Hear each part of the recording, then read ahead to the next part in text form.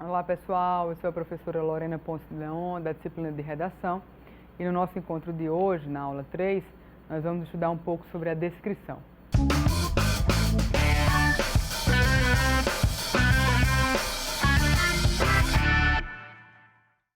Vamos agora entender um pouco mais, dessa tipologia textual. Nos nossos encontros, mais precisamente no nosso encontro anterior, nós vimos a diferenciação entre gênero textual e entre tipo textual. E aí você tem, basicamente, de maneira sumária e de maneira rapidamente falando, de maneira rápida, 3 tipos textuais, que é o narrativo, o descritivo e o dissertativo. O que o Enem cobra de você é o tipo dissertativo argumentativo, aquele que exige de você que faça uma dissertação em prosa. Nós já vimos aqui o porquê de fazer essa dissertação em prosa, que é o modelo usual de fala escrita, tá? E que tem esse caráter dissertativo argumentativo, porque o Enem quer de você argumentação. Mas hoje, em nosso encontro, a gente vai se deter mais na descrição, tá? Vem comigo que a gente vai entender um pouco desse conceito, não só na teoria, mas também na prática. Olha só, acompanha aí na tua tela o significado, o que significa descrição. A descrição é a representação verbal de um objeto sensível, ser, coisa, paisagem, por meio da indicação dos seus aspectos mais característicos, dos pormenores que o individualizam, que o distinguem. Ressalta uma impressão dominante e singularizante. Eu acho que eu já dei esse exemplo aqui a vocês de uma viagem que eu fiz no São João passado. Mas se eu for descrever, por exemplo, aqui o estúdio, o local em que gravo, para vocês, vocês saberão que esse processo de descrição se dá, porque eu vou fazer uma descrição a partir do que vejo. Na minha frente há um câmera e uma câmera, isto é, um homem que opera a câmera e também a câmera em si. Há um sofá, há uma mesa, tudo isso aí nos bastidores do que vocês podem ver. Há luzes, há um pano verde aqui que o pessoal das Libras, das Libras utilizam para que vocês possam entender, em uma outra linguagem. Há camisas aqui, há jalecos que utilizamos para outras gravações e há outras câmeras predispostas aqui que pegam os mais variados ângulos, além de salas que estão aí com as pessoas que fazem os processos de edição das imagens, de tudo que a gente faz aqui. Então, rapidamente, eu pude descrever para vocês, além do que vocês podem ver, porque aí, de casa, da sala de aula, do escritório, não sei onde é que vocês estão, mas vocês podem ver apenas a minha imagem, um computador e aqui uma tela, com a imagem que reflete o que eu estou colocando aqui no computador. Esse processo de descrição, ele foi fiel, a partir das características que eu posso ver aqui no meu entorno, tá? Se eu for descrever para vocês as minhas últimas férias, de um local em que eu viajei, em que eu estive, eu vou descrever, a cidade do Rio de Janeiro, por exemplo, é cheia de morros, ela é uma cidade bonita, arborizada, tem um relevo bem peculiar, por conta dos seus montes e morros. É uma cidade do carnaval, da alegria, do samba, quente, e que tem muita gente. Eu estive lá no final do ano e aí pude ver a junção de muitas pessoas, do mundo inteiro, inclusive. Então, eu fiz uma pequena descrição lá da cidade. Então, eu descrevi fielmente o que vi. É claro que essa descrição está carregada dessa simbologia que é subjetiva, que é minha. Talvez se você for, se você vier aqui ao estúdio, você perceberá de uma outra forma. Mas é uma descrição fiel do que eu posso ver. É uma descrição fiel do que eu vi lá na minha viagem, tá? Então isso é descrever, é contar com as suas palavras o que você viu, Claro, se mantendo fiel às características, não é? Então vem comigo aqui para entender, olha só, a finalidade da descrição. É transmitir a impressão que a coisa vista desperta em nossa mente através dos sentidos. É como eu acabei de dizer, é muito subjetivo, é de cada um, é pessoal e é intransferível. É claro que o Rio de Janeiro é uma cidade cheia de morros, É claro que o Rio de Janeiro tem muita gente de todas as nacionalidades, mas a impressão que você vai ter é muito pessoal, é de cada um, tá? E isso aí, né, é muito subjetivo, tá? Mas a intenção é essa, é transmitir, né, essa impressão que é sua, que você teve, tá? Vem comigo aí para entender o ponto de vista. É de suma importância numa descrição, pessoal, quer literária ou quer técnica. Não consiste apenas na posição física do observador, mas também na sua atitude, na sua predisposição afetiva em face do objeto a ser descrito. Ponto de vista me lembra algo muito importante. Uma das competências do Enem. O Enem trabalha com 5 competências, A1, A2, A3, A4 e A5, e uma delas pede, né, que você defenda um ponto de vista acerca do tema. Isto posto, né, por quê? Porque o Enem trabalha com temas de grande relevância social.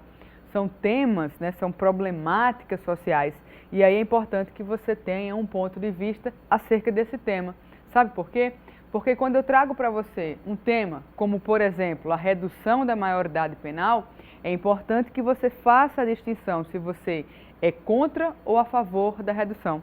Se eu trago para você um tema acerca da legalização do aborto, você precisa se posicionar contra ou a favor. Se eu trago para você um outro tema, por exemplo, vamos imaginar aqui os problemas do excesso de jogos eletrônicos para o jovem brasileiro. Inventei aqui agora, tá? Você tem que se colocar contra ou a favor desse uso, né? Então, o que é que acontece?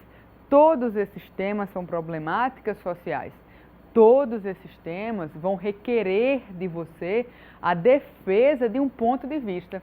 E é por isso que na descrição, né, é importante que você entenda como observador, né, como candidato, como aluno, o ponto de vista, o caminho que você vai trilhar. Isso é muito importante para que você siga uma linha de raciocínio que vá do início ao fim defendendo, argumentando, um argumento sobrepondo o outro, mas não de maneira controversa, né? Sobrepondo no sentido de agregando valor, né? Um argumento após o outro, para que teu texto tenha sentido e seja carregado de valor. Mas para isso, eu volto a dizer, a leitura é imprescindível, a leitura é fundamental, porque não escreve bem aquele que não lê, tá? Vem comigo para a gente aprofundar um pouco mais desses conceitos aí.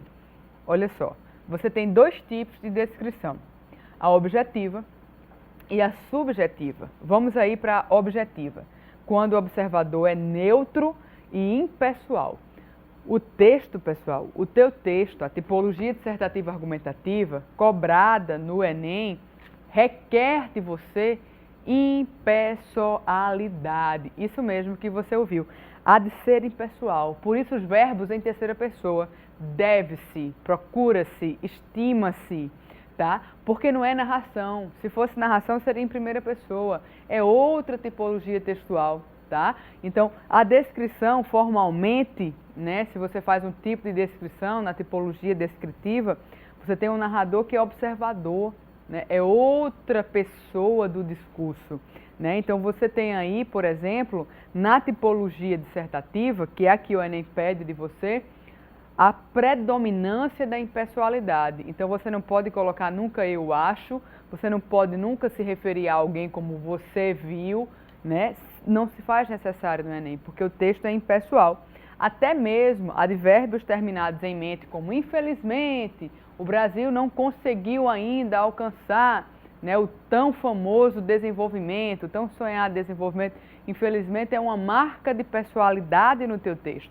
Portanto, você deve evitar, porque quando você diz que infelizmente, você está triste com aquilo, né? E o texto, né, do Enem, dissertativo argumentativo, não quer de você marca de pessoalidade, ele quer impessoalidade, tá? Olha só, vamos entender agora o conceito de descrição subjetiva, quando o observador interfere explicitamente, oferecendo um ponto de vista bem pessoal. É a mais comum nos textos literários, tá? É importante que você entenda que o texto literário é tá? É aquele próprio dos livros, Machado de Assis, tá? É próprio das obras literárias. O texto que o Enem te pede é uma outra tipologia e requer de você outras técnicas, tá? Mas a gente está estudando aqui essa teoria, mas o texto do Enem requer de você outras técnicas. É só para você aprofundar aí o seu conhecimento. Olha só, aqui agora eu trago para você, eu vou me dar aí a oportunidade de abrir o livro, tá? Para que você veja, né, a resolução de uma questão junto comigo, para que você entenda um pouco mais sobre o que eu estou falando aqui agora, tá? Então, um instante só, que eu vou abrir aqui o livro para você. Olha só, aqui você tem, no livro que é seu e que você tem acesso, tá? A questão de número 5 da nossa aula 3, certo? Vamos ler juntos, é um texto, é um pouco grande, né? Aliás, o Enem trabalha sempre com textos bem grandes, né? Ele trabalha com uma certa interdisciplinaridade, na verdade, né? Ele trabalha com uma certa mesclagem de conteúdos e ele requer de você bastante leitura, tá? É por isso que essa questão, mais precisamente, é um texto e é um texto bem grande, tá bem? Olha só. Transtorno do comer compulsivo. Essa questão, inclusive, pessoal, foi do Enem 2010, tá bom? Olha só. O transtorno do comer compulsivo vem sendo reconhecido nos últimos anos como uma síndrome caracterizada por episódios de ingestão exagerada e compulsiva de alimentos. Porém, diferentemente da bulimia nervosa, que é uma doença, tá? Essas pessoas não tentam evitar ganho de peso com os métodos compensatórios, isto é, na bulimia, né, quando a pessoa que tem a bulimia come demais, ela coloca o dedo na garganta para vomitar, né? É o método da compensação. E aí ela vomita tudo que comeu para não engordar. Então são transtornos, tá? Para aquelas pessoas que passam por esses transtornos, acham que estão muito obesas e aí elas começam a entrar nesses transtornos psicológicos aí, tá? A anorexia também é bem mais grave, né? E você vê aí meninas muito jovens, muito novas, com essa necessidade extrema de emagrecer sem necessidade, né? Mas isso também é fruto, pessoal, só fazendo esse parêntese aí, dessa moda, dessa indústria que a gente tem aí de ditadura da beleza, né? Que as meninas devem ser altas, magras, esguias, cabelos lisos, né? E aí a gente tem essa ditadura midiática que bate muito em cima disso, né? E que diz que esse é o padrão de beleza do Brasil. O padrão de beleza do Brasil não é esse que estampam nos outdoors, nas capas de revista, não. Até porque nós somos um país miscigenado, tá? E nós somos um país diversificado e nós não temos aqui apenas meninas altas, magras, louras, de cabelos lisinhos e de olhos claros. Esse é o padrão caucasiano, europeu, que não é nosso. Nós somos um país miscigenado e precisamos entender essas diversidades que nos cercam. Então esse padrão é midiático, não é nosso, tá? Então a gente precisa se apropriar do que é nosso para não acontecer esse tipo de coisa, como a bulimia, a anorexia, para tentar ser algo que nós não somos nem precisamos ser, tá? Então vamos lá, continuar aqui a leitura do texto. Então, os episódios vêm acompanhados de uma sensação de falta de controle sobre o ato de comer, sentimentos de culpa e de vergonha.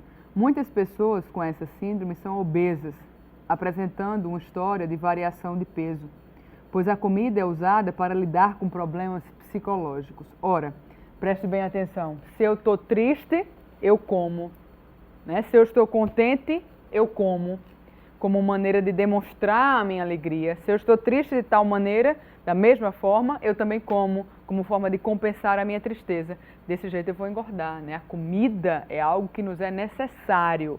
Nós comemos para sobreviver. Ela não traduz o nosso estado de espírito, né? E quando a gente perde esse sentido, é que a gente cai aí, né, no campo dessas doenças psicológicas, né? A relação com a comida deve ser natural, saudável, de sobrevivência, né? Há pessoas que estabelecem esse outro tipo diferente de relação com a comida e acabam entrando, né, nesses transtornos, né, tendo aí, sendo vítimas desses transtornos, tá? Vamos continuar aqui. Olha só. O transtorno do comer compulsivo é encontrado em cerca de 2% da população em geral. Mais frequentemente acometendo mulheres entre 20 e 30 anos, em decorrência dessa violenta ditadura midiática da beleza, né? Desse padrão que não é nosso, né? E as mulheres querem a todo custo seguir, né? Olha só, continuemos. Pesquisas demonstram, pessoal, que 30% das pessoas que procuram tratamento para obesidade ou para perda de peso são portadoras de transtorno do comer compulsivo. Ora, veja bem, isso aqui está disponível na página ABC da Saúde, tá? E é um textinho adaptado. A partir dele, nós vamos aí responder essa questãozinha aqui. Considerando as ideias desenvolvidas pelo autor, conclui-se que o texto tem a finalidade de quê, hein, pessoal? A. Descrever e fornecer orientações sobre a síndrome da compulsão alimentícia. Letra B.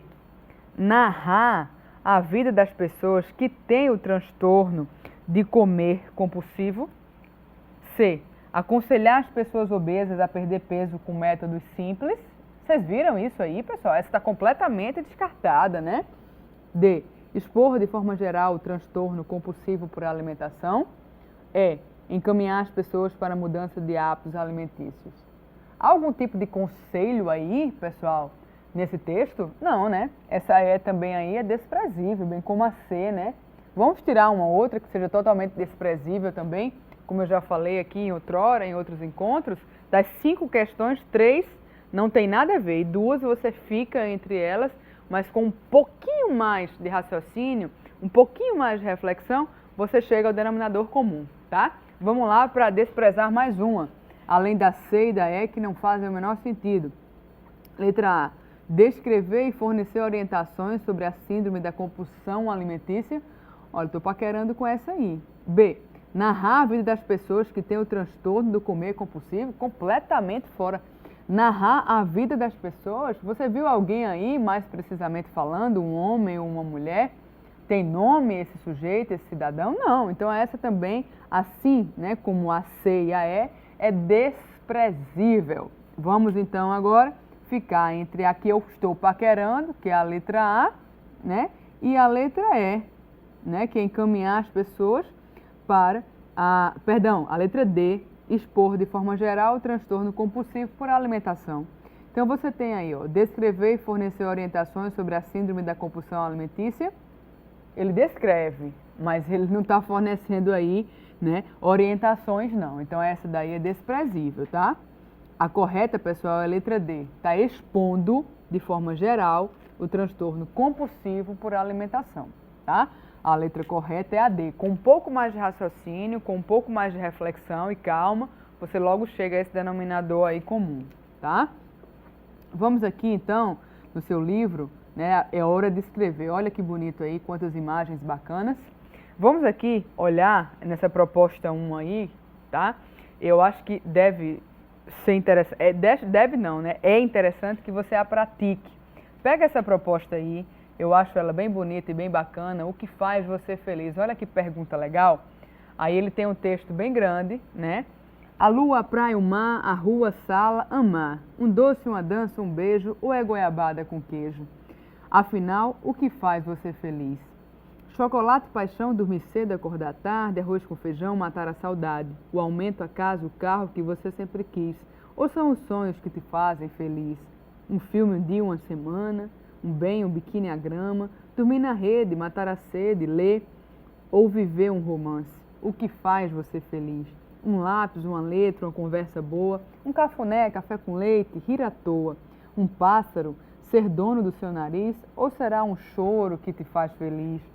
A causa, a pausa, o sorvete, sentir o vento, esquecer o tempo, o sal, o sol, um som, o ar, a pessoa ou o lugar. Agora me diz, o que faz você feliz? Essa é uma propaganda do Pão de Açúcar, né? Que diz aqui, ó, o Pão de Açúcar é uma grande rede de supermercados que temos aqui no Brasil, tá? Lugar de gente feliz, olha só. E aí, isso é um tema de redação, isso é uma proposta de redação. Olha só, esse texto apresenta uma série de elementos, situações que podem levar as pessoas a se sentirem felizes. Nele, o leitor, por vezes, é interpelado sobre a seguinte pergunta: o que faz você feliz? Considerando aí que uma empresa realizará um concurso para premiar o candidato que melhor responda, por meio de uma descrição, a pergunta, o que faz você feliz? Supondo que você participará desse concurso, redija seu texto. Fica aí, né, a dica, fica aí a oportunidade do treino, fica aí a oportunidade de praticar. e de refletir também, tá, pessoal? É importante que antes desse processo de escrita, de organizar, nos nossos encontros futuros, eu vou orientá-los acerca desse processo de produção, como organizar tudo isso aí, tá? Para que você entenda, né, a maneira correta, né, a partir da reflexão, do planejamento do teu texto, como você deve fazer, tá? Mas fica essa proposta aí, né, como tarefa de casa, como exercício, para que você vá colocando aí no papel essas ideias que já vão servindo, né, de pressuposto para outras ideias também, tá? É importante que você pratique, é importante que desde já você já comece, tá, a perceber que a prática, que o exercício diário é muito importante, porque o Enem também trabalha não só com textos, mas com imagens. Vocês podem ver aí, por exemplo, eu não vou responder a essa questão, mas aqui na proposta 2, você também pode lê-la em casa com mais calma, há várias charges, imagens que traduzem um significado, um sentido, né, e que se comunicam conosco, né, a partir aí da ilustração. Então, o Enem também trabalha com charge, o Enem também trabalha com essa representação aí mais gráfica, né, com infográficos. É importante que você saiba interpretá-los, tá? Então, eu espero que você tenha compreendido o nosso encontro, tá? E até a nossa próxima aula.